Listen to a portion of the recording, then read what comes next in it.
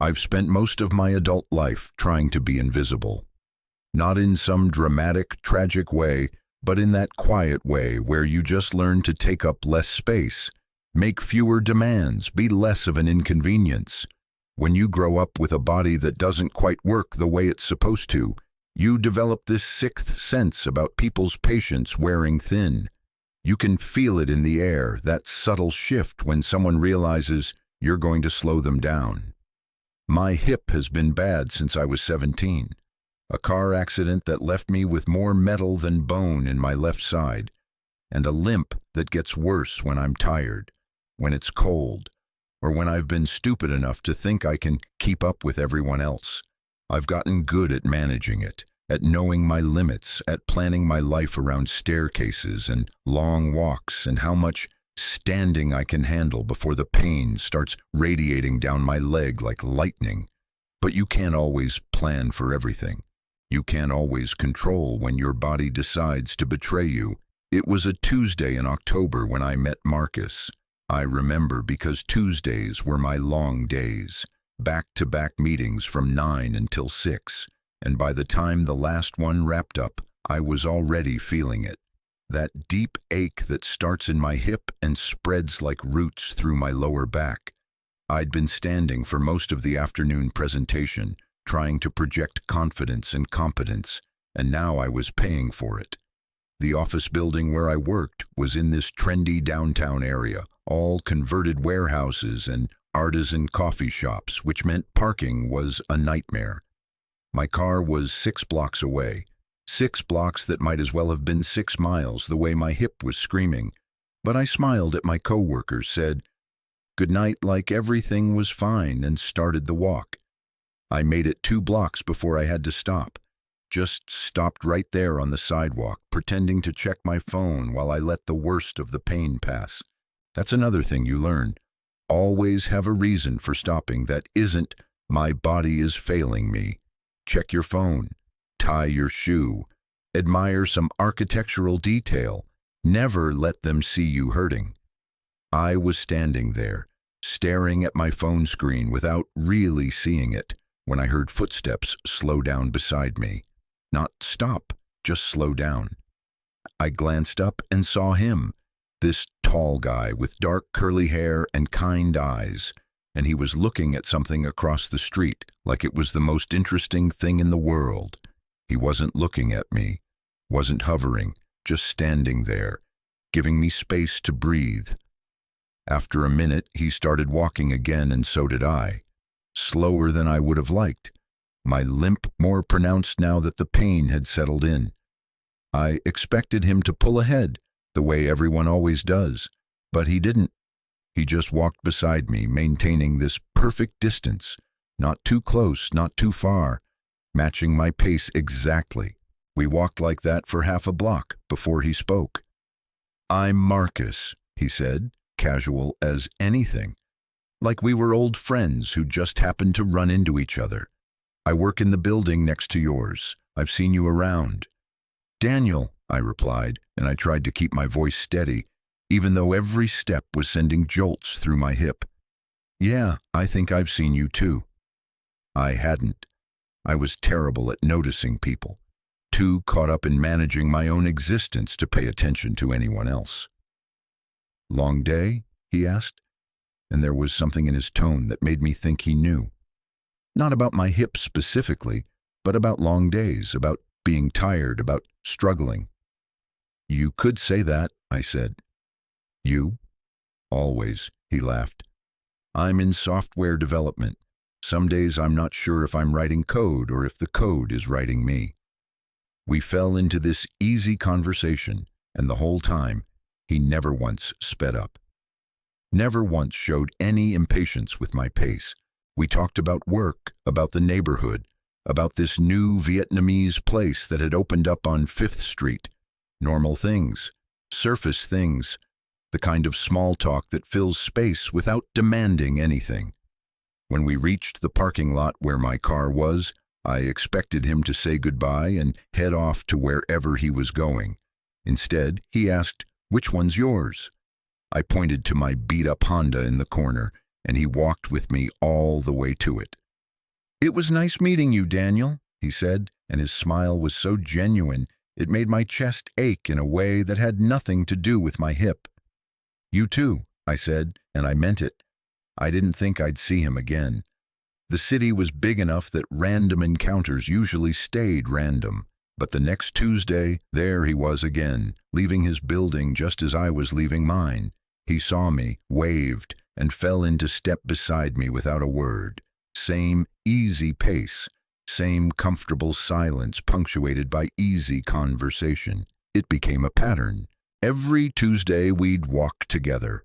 Sometimes we talked about work, sometimes about movies or music or the million little observations you collect living in a city. Sometimes we didn't talk at all, just walked in this companionable quiet that felt more intimate than any conversation. He never asked about my limp, never mentioned it, never offered to slow down or asked if I needed help. He just walked beside me, matching my pace so naturally it was like he'd been doing it his whole life. 3 weeks in, my hip was having a particularly bad day. The weather had turned cold overnight, and the change in pressure always made everything worse. I was moving slower than usual, and I could feel the frustration building in my chest. I hated this, hated being limited, hated being slow. Marcus didn't say anything. He just slowed down too, adjusting so seamlessly I almost didn't notice.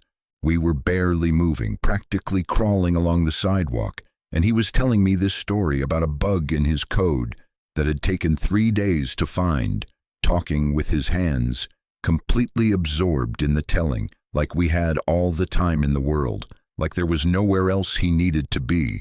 Something shifted in me that day. Some wall I'd built up started to crack. The following Tuesday, it was raining. Not hard, just that cold October drizzle that seeps into your bones and makes everything hurt worse. I almost called in sick, but I had a presentation I couldn't miss. By the time 5:30 rolled around, I was barely holding it together. Marcus was waiting outside, umbrella in hand. He didn't ask if I needed it, just held it over both of us and started walking. My pace was glacial, each step a negotiation with my body, and I was sure he'd make some excuse and leave. But he didn't. He walked beside me in the rain, talking about nothing and everything, occasionally adjusting the umbrella to make sure I stayed dry. When we got to my car, I turned to thank him, and the words got stuck in my throat, because he was looking at me with this expression I couldn't quite read, something soft and patient and kind, and I realized I was crying. Not sobbing, just silent tears mixing with the rain on my face. "Daniel," he said quietly, and there was so much care in the way he said my name that I almost lost it completely. "I'm sorry," I managed. "It's just been a really long day." "I know," he said, and somehow I believed him. "Do you want to talk about it?" And that's when I told him. Standing in the rain in a parking lot, I told him about the accident, about the surgeries, about the constant pain that I'd learned to live with but never quite accepted, about how exhausting it was to always be the slow one, the one holding everyone back, the one people had to be patient with, about how much I hated needing that patience. He listened without interrupting, without offering solutions or platitudes, just listened with his whole attention. When I finished, he was quiet for a moment, then he said, "I don't think you're slow. I think you're moving at exactly the pace you need to move, and I like walking with you." "You're always adjusting for me," I said. "Slowing down, being patient. I know you could walk faster." "I could," he agreed, "but why would I want to? I'm not trying to get anywhere except wherever we're going together. The speed doesn't matter." Something in my chest cracked open then, some tight knot of shame and fear I'd been carrying for years. "You really don't mind?" "Mind?" He looked genuinely confused. "Daniel, these walks are the best part of my week. I leave work thinking about whether you'll be there, what we'll talk about, what new thing I'll learn about you. The pace we walk at is completely irrelevant to any of that." "But I'm always holding you back." "You're not holding me back," he said firmly. "You're walking beside me. There's a difference." We stood there in the rain, and I felt something I hadn't felt in a long time. Seen. Not despite my limitations, not in spite of my body, just seen as I was. Complete. "Would you want to get dinner sometime?" he asked. Not on a Tuesday, not as an afterthought to a walk. Just dinner. You and me. I thought about all the reasons I should say no, about how dating was complicated when your body didn't cooperate, about how I'd need to explain my limitations, my bad days, all the ways I wasn't easy. But when I looked at Marcus standing in the rain with that hopeful expression, I realized he already knew all of that. He'd been walking beside me for weeks. He'd seen me at my slowest, my most frustrated, my most vulnerable, and he was still here, still asking. "Yes," I said. "I'd really like that." Our first date was at that Vietnamese place we'd talked about. He picked me up so I wouldn't have to worry about parking. The restaurant had booth seating, which was easier on my hip than chairs. He'd checked ahead, not in a way that made a big deal of it, just in that quietly thoughtful way that was becoming familiar. We talked for 3 hours about our families, our dreams, our fears, about his struggles with anxiety and my struggles with chronic pain, about how hard it is to be vulnerable, to let people see the parts of you that don't work quite right, about how rare it is to find someone who meets you where you are instead of where they think you should be. When he drove me home, he walked me to my door, even though I told him he didn't have to. At my doorstep, he hesitated, then asked, "Can I kiss you?" I kissed him instead, and it felt like coming home. That was 8 months ago. We still do our Tuesday walks, though now they're less about coincidence and more about tradition. Some days I move faster, some days slower. Some days I need to stop and rest. Marcus never minds. He's never minded. He just walks beside me, matching my pace, talking or not talking, just being present. Last week we were walking through the park, and I was having a good day. My hip was cooperating, the weather was perfect, and I was moving faster than usual. After a few minutes, Marcus started to fall behind. I slowed down, looked back at him. "You okay?" I asked. He smiled, a little embarrassed. "Yeah, just tired. Long day. I'm moving slower than usual." I walked back to him, took his hand, and matched his pace. "I don't think you're slow," I told him. "I think you're moving at exactly the pace you need to move, and I like walking with you." He laughed, squeezed my hand, and we walked together through the autumn evening, two people who'd learned that love isn't about keeping pace with each other. It's about being willing to adjust, to slow down, to meet each other where you are. It's about choosing to walk together, whatever speed that happens to be. My hip still hurts. Some days are worse than others. I still limp, still have to stop sometimes, still have limits my body imposes. But I'm not trying to be invisible anymore. I'm not trying to take up less space. Because Marcus taught me that the right person doesn't see your pace as an inconvenience. They see it as an invitation to slow down, to be present, to find beauty in the journey instead of racing to the destination. He noticed I limped and slowed down.